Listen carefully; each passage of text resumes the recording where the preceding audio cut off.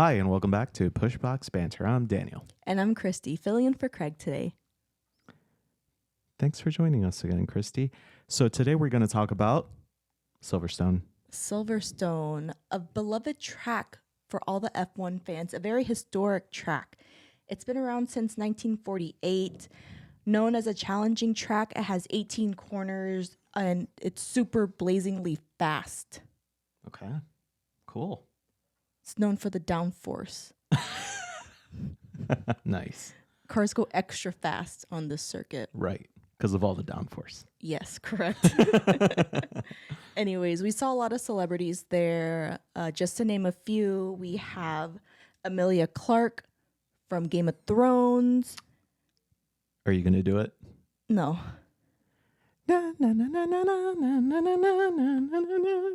Okay. That was the Game of Thrones intro music. Also, Patrick Mahomes was there, the quarterback for the Chiefs, Super Bowl champions this year.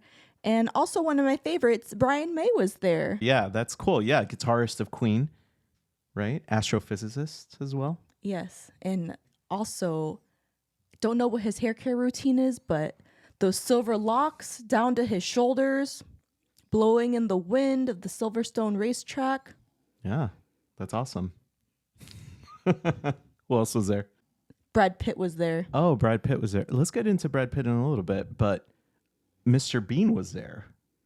Mr. Bean. Yeah. Oh, from the movie? What's his real name? Something Atkins. No. Yeah, they had him in the Mercedes garage, and they put the camera on him, and then he did one of these like. Oh, he's Mr. Bean in real life as well. Yeah, exactly. Jeremy Clarkson was there. Oh, it makes a lot of people were there, right? Yeah, a lot of British actors, British celebrities. Yeah, I heard they asked him about his pigs. Oh. Yeah. If you guys haven't seen on Amazon Prime, Jeremy Clarkson has a show called Clarkson's Farm. I'm not going to spoil anything, but his pigs are a main part of season 3. It's a sad story with those pigs, but anyway, Brad Pitt was there, which was pretty cool. And do you know why he was there? He's probably researching about his F1 movie that we've been thinking he's going to make for the past couple years. Yeah. So he's been kind of a fixture at some of the Formula One races for a while. Yeah, he's been at a lot of them. At this point, he's probably just pretending he's making a Formula One movie just to get into these races for free. Right? I thought the same thing. I was like, who's this guy playing at? But turns out he's actually playing a racing car driver. He's going to be the main guy. So, we knew this was happening for a while, but I never really got into actually like looking and reading and researching some of the things about the movie. But it's going to be quite interesting. So, you know Jerry Bruckheimer? No. So he's the guy, along with Joseph Kosinski. He's a producer who did Top Gun. Okay. And a few other of those like action, emotional movies. You know what I mean? Mm-hmm. And so those two guys directed Top Gun and are basically directing this movie and producing this movie along with some other producers like Sir Lewis Hamilton about Formula One. And I guess it's about this driver who's retired and comes back into racing along with like a young fellow. And so it's this team, it's a fictitious team. It's called like APX GP or something like that. And when I read it, I was like, man, this sounds like Alonso. Or like, I don't know, like a future Sebastian Vettel or something. But it seems pretty cool. Yeah, like I guess they started by getting Lewis involved, and Lewis was totally interested in it. So then they involved, obviously through Lewis, got into like Mercedes and got Toto involved. Oh, Toto's involved. Well, I don't know that he's like, well, yeah, he was talking to Jerry Bruckheimer and them and basically saying like, hey, we like what you have in mind, but you got to make it you got to make it so it's reflective of the real thing, because a lot of the movies that we've seen about Formula One or even docuseries, they don't show the actual quickness of the cars. I mean, you know that you're looking at something that looks very similar, but they don't go fast, right? You can't feel what a racing car driver feels in Formula One. And so he's like, you got to make it as close as possible. So through Mercedes, through Toto, they obviously got involved with the cars, right? They got access to them. And it ended up that they actually got and are basing this off of a Formula 2 car with Formula 1 aerodynamics. So it's still something they could have more regular access to, because the chassis are normally pretty straightforward with the Formula 2 cars. But yeah, so, and through that and through Mercedes, they got access to the FIA as well. So with the FIA, basically, they got access to the rest of the teams, and basically the entirety of Formula One is involved and totally cool with it. So That seems really, really cool. I wonder how Mr. Pitt is training for his role in this movie. I wonder if he's going to do a lot of neck exercises. It'd be cool if we see his neck muscles get, muscular to match the look of a Formula One driver. I heard from like a Lewis Hamilton interview. I think he was on Hot Ones. He says drivers pee in the car because the cars go so fast that sometimes they just gotta pee. yeah, That should be in the movie. That's the real stuff. That is the real stuff, and I could totally see Brad Pitt peeing himself for some reason. So seems like something he would do.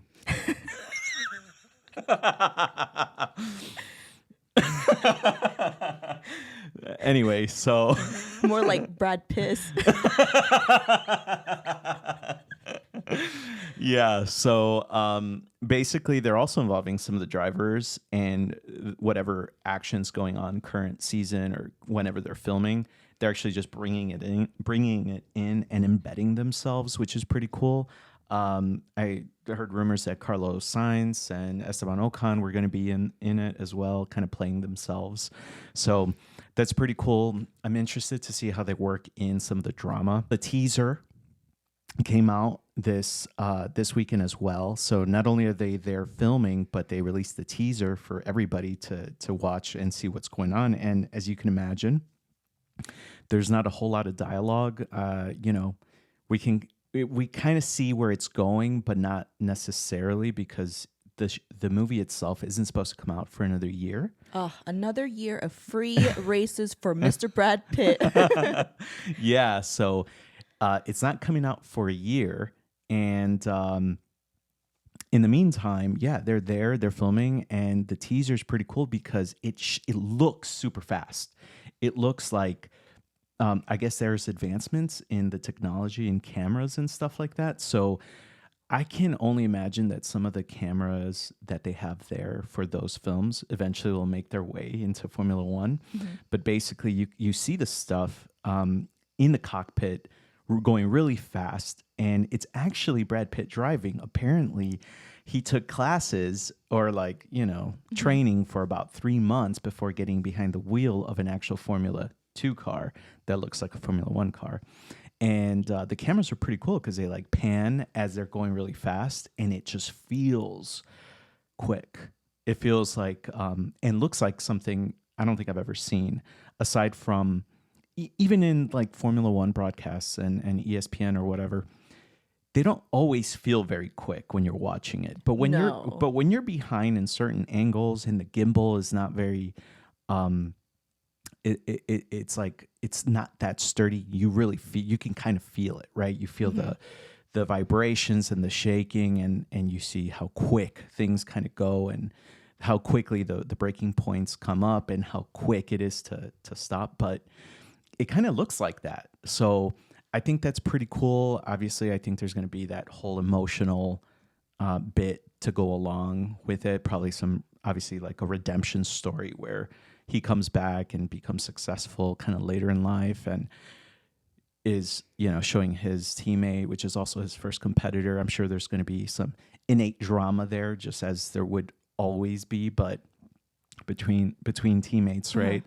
So, it looks pretty cool, and Wow. yeah, another important thing is that they named it F1, which is kind of lame.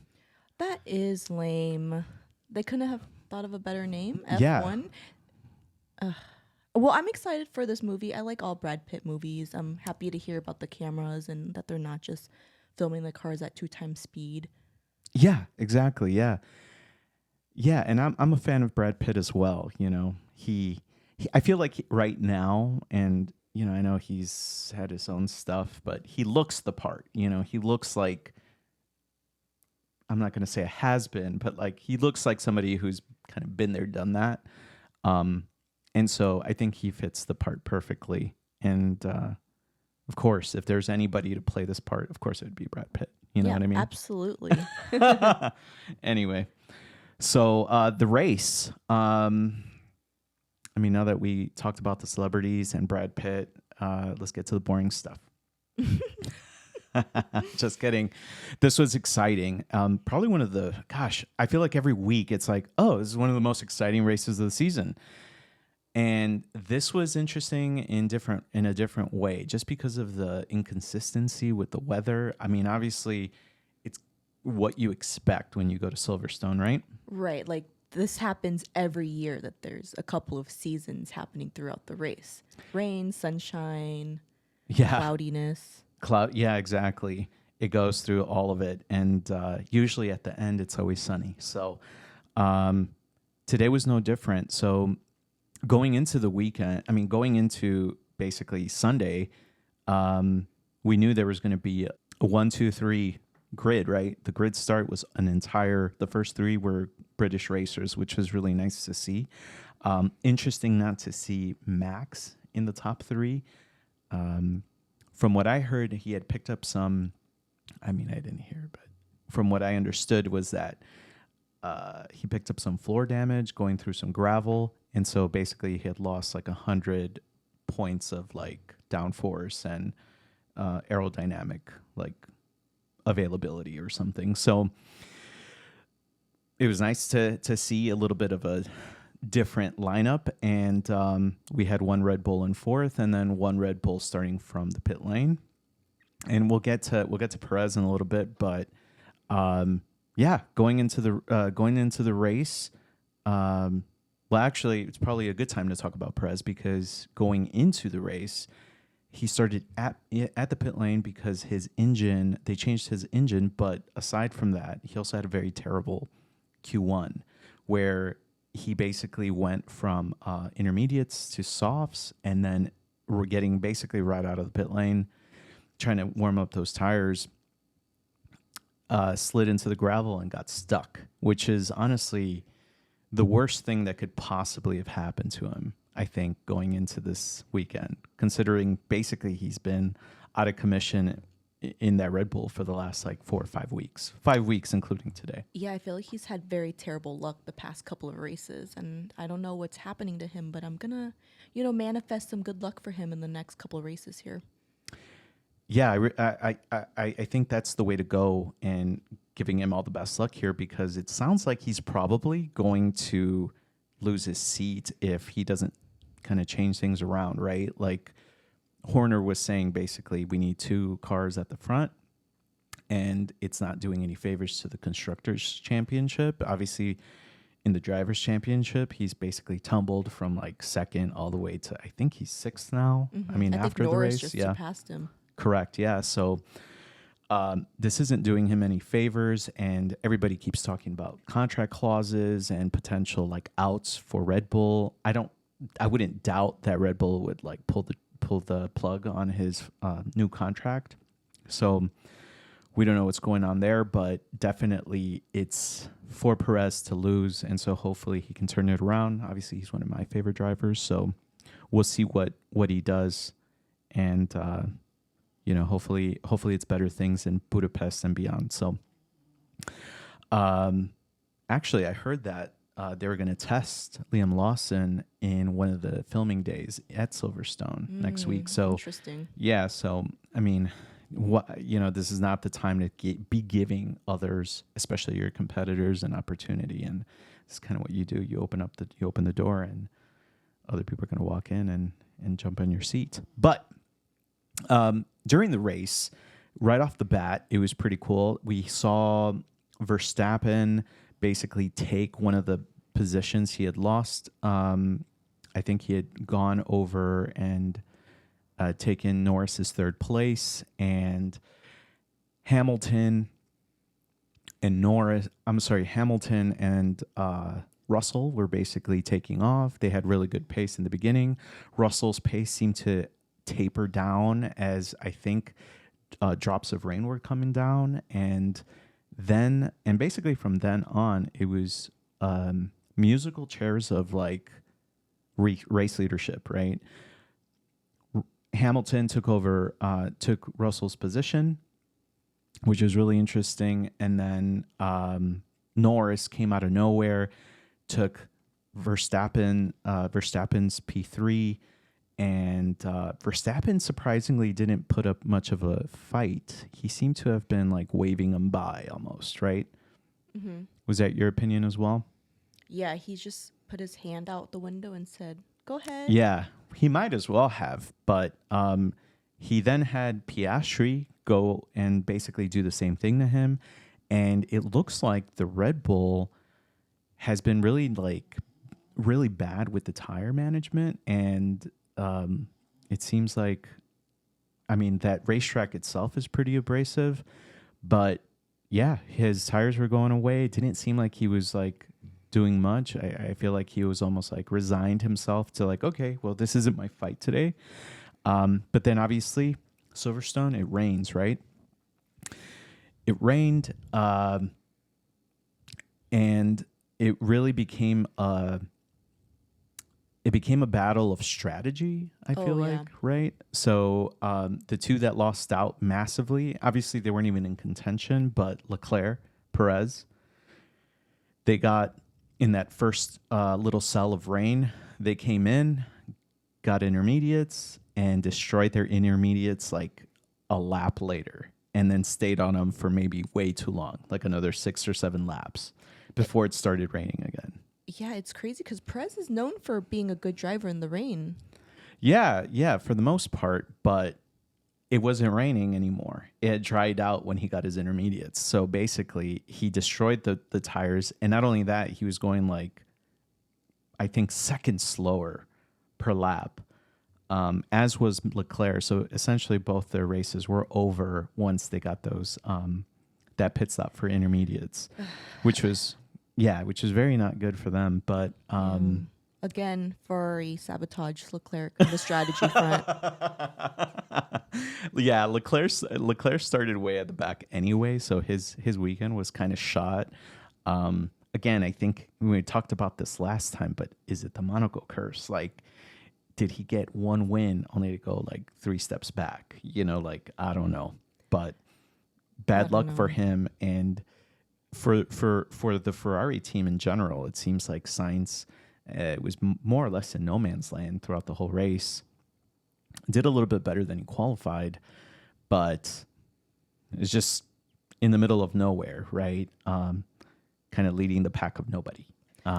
Right. Yeah, we're mid-season now, right? Yeah. And what we saw in the beginning of the season, what cars were at the top, what teams were at the top, it's completely flip-flopped. It's all mashed together. Like, we can't really tell who's going to be on top like last season, where Verstappen just led the race the whole season. This season, who's going to win? I have no idea. It's super exciting. It's actually, yeah, it's like you said, it's flip-flopped like night and day, right? Yeah, we got Ferrari in the back. Who's the fastest Red Bull's car? in the Who's the back. fastest car right now? I don't know. It's McLarens? It's the McLarens, exactly. It's the McLarens, but they just can't seem to figure out a way to win. But that's a different story. That's because they're not used to winning, right? And so it's always harder to have that mentality in all fronts, right? You can have a driver that's doing amazing, but if on the strategy front or the pit stop front, they're not there with them because they don't know how to win, you know, they're not consistent winners, it's just going to take time. But it's when they get there, that's when they're going to be extremely dangerous, and they're going to be the main competitor, I think, for Red Bull. Red Bull came up strong and heavy in the beginning, but where are they now, right? Everybody seems to have caught up, including some of the lower teams, like the Haas was doing extremely Oh, well yeah. this weekend, right?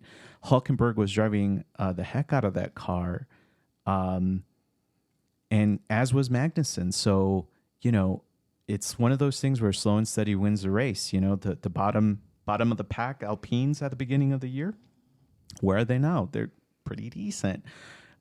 Not fighting with the top people, but like they're doing much better, right? Yeah, we got the Aston Martins this race finishing 7th and 8th. Yeah, so the Aston Martins are kind of like, again, also taking steps back, right? Who was there in the front of the pack with the rest of them? Alonso. And now they've just dropped again into like that no man's land right behind Sainz. So Ferrari wasn't quite there in the beginning, and then all of a sudden, they just kind of dropped. They got it, and then they dropped it, right? So like it's so inconsistent right now, and I think it's great excitement for the rest of the season. Oh, and yeah. 5 race winners up to now. So I think that's pretty cool. It means that things are gonna change up basically week to week. McLaren's gonna get better. You would hope that Red Bull will get better, but something's not right. I keep thinking that Verstappen is overdriving that car, or not overdriving it because I don't think that exists, but like driving it literally to its limit constantly, right? And then you have Perez that's uncomfortable with the car, and all it takes is that couple hundredths of a second, and that car is not finishing in points. So that's all it takes is fractions of a second. But Verstappen's still just that caliber of a driver. And, if it was anybody else in that Red Bull, they'd be in there, I think, with Perez. Yeah, agreed. Yeah, so more to come. There has to be more to come from the Red Bull team. And I don't think anybody needs, especially they don't need me to say it. They don't need anybody. I'm sure they already know that the writing's on the wall for them, that it's like, hey, get on it and get past this whole newy thing and see how to get that car a little bit in a spot where they're much more competitive than the rest of the pack, as they were in the beginning. Get that gap back, right?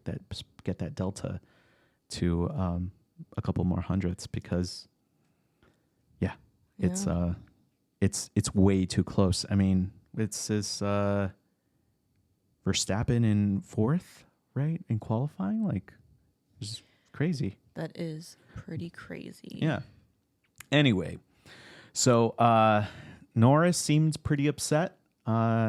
He was like pretty distraught that he didn't seem to be able to pull off a win. But again, I think it was McLaren who, I think it was a mixture. I think McLaren maybe giving him too much say into what the strategy looks like and couldn't pull off a win. You know what I mean? So sad to see them lose it towards the latter part of the race. For those that didn't watch, basically, it's the rain had ended. There was a last stint that was going to be had of pit stops, and McLaren waited a little too long to go into their pit stops, and then had a late pit stop, and then a bad pit stop from Norris. He basically went into the pits a little too far into his box, basically almost took out his front jackman. And the stop itself wasn't great, and then they gave him, I think, the wrong tire. Regardless, the stop was too long because he was overtaken by Hamilton. So had he stopped one lap earlier, he probably would have won it. So bad to see that for Norris. He was in the post race. He was super upset with himself, and I get it. But also, I think he's on his way to becoming like a world champion in the near future if Zach Brown and that team can continue to deliver for him. Piastri's there. He smells the blood in the water as well. So I think he's ready to pounce on maybe not his teammate quite yet, but he's ready to be there alongside him. You know, what you would expect from Perez to Verstappen, right? So really nice to see. So the story of the weekend. The story of the weekend is Lewis Hamilton winning the British Grand Prix, his home race, his first win in a very long time. I believe he got robbed in 2021 at Abu Dhabi. Yeah, that's right. And since then, he's thought he's never going to win again, considering how bad the Mercedes car has been. Right. I'm happy to see Hamilton win with Mercedes. I do believe that the Queen used her ghost powers to help guide him through the finish line. Because if this race had a couple more laps left, I think Verstappen might have been able to overtake him. Well, God save the Queen. Amazing. Yeah. I think you're right. Verstappen would have overtaken him. He was on fresher tires. Well, a little bit fresher tires. He had some hard tires on while Lewis had some softs on. And you knew that when he finished the race, basically that those tires were destroyed. So if it were just a little longer, you're right. I don't think he would have won. I mean, he honestly is the best person to win this race. He was so extremely happy and proud and grateful, and he was thanking his friends. And we saw a clip of him embracing his dad. You could feel the emotion that he had, and I didn't see the tears, but I know he probably had tears in his eyes for sure. Oh, yeah, definitely. Even over the radio, you could hear him crying and Russell congratulating him, Toto super excited. And, you know, I can only imagine his dad was, you know, very proud of him at that moment. And it was a super emotional moment. He mentioned in his post race that it was one of the best moments of his entire career, which is amazing because it's just a win, but it's a win that was so hard fought. You know, it's taken so long to get there. Right. And it's his 9th time winning here. Yeah. For him to say this is the most impactful. Yeah. Yeah, no, it really was. And I'm excited. You know, I've never really been a big Lewis fan, but I'm excited to see him in red. I'm excited to see him for the rest of the season. I think he's gonna go off with a bang, and he's gonna put a bow on it, and you know, give Toto a good goodbye. And I'm really excited for what's to come. Yeah, same. I think he looks good in red, though. Sorry for Sainz. Sucks for you. Lewis is coming in. Yeah, I mean that's a little rough, but yeah, Lewis is coming in, and I'm actually excited. Like I can't wait to see what he brings to that team, because he's a winner. He knows how to win. Yeah. You could hear it. You know, when they were telling him, you know, hey, it's gonna rain. You know, it's gonna rain in X minutes, and he was right behind Norris, and he's like, oh yeah, no, leave it to me. I got this. Like he knows when he's a seasoned pro. Oh yeah, big time. It was a good weekend for him and for the team as a whole, except for Russell. I mean, aside from him DNFing, it was actually a pretty decent race for him. Mm-hmm. We know that car is coming to its own, so yeah, poor Russell. He had to retire in lap 34, I believe, due to like a suspected water system issue. Yeah. Maybe the rain had something to do with it. I don't know, but who knows? Really sad, but he raced well for those 34 laps. Yeah, no, I think he would have podiumed for sure. I think he was when he retired, he was I think he was caught off also by a bad pit stop because he was stuck quite a few seconds behind Verstappen at one point. So when he retired, he could have maybe gotten fourth, maybe a podium, but oh well. Oh, well. Though I wonder how Hamilton feels knowing that he's going to Ferrari next year and seeing how Ferrari's car is now, that he's kind of like, uh-oh, did I make the right decision? I think every racing driver wants to be in red, regardless of how they're doing. It's like a baseball player, right? Every baseball player wants to play for the New York Yankees, regardless if they're Yankees fans or not. It's just the thing they do, right? Every basketball player wants to play for the Bulls or the Lakers. Like it's the teams people yearn to be a part of, right? That history. And yeah, maybe he might be having second thoughts about going and leaving Mercedes, going to Ferrari, but I don't think so. I think he's gonna sign off his career with Ferrari, and he's gonna do some good stuff there and put some good shows on with Leclerc. I think Leclerc's got a lot to be worried about, but I think it's a good challenge for him as well. And yeah, we'll see how that goes. I'm excited for Charles and Lewis to team up, not only on the track, but also on the piano. They both play the piano very well. And maybe during their off time, between interviews or something, they could make a duet together. Or make a track of their own. That would be really cool. Or do some dueling piano. Yeah, some dueling piano and do some classical music or something like that. Have So next week, where are we at? Next week we're at the Hungaroring in Hungary. Wow. I hope that Lewis comes hungry and wins another race for Mercedes. I would love that. Yeah. So maybe he comes hungry, or maybe Verstappen comes hungry, or who knows. But who's going to starve themselves for 2 weeks?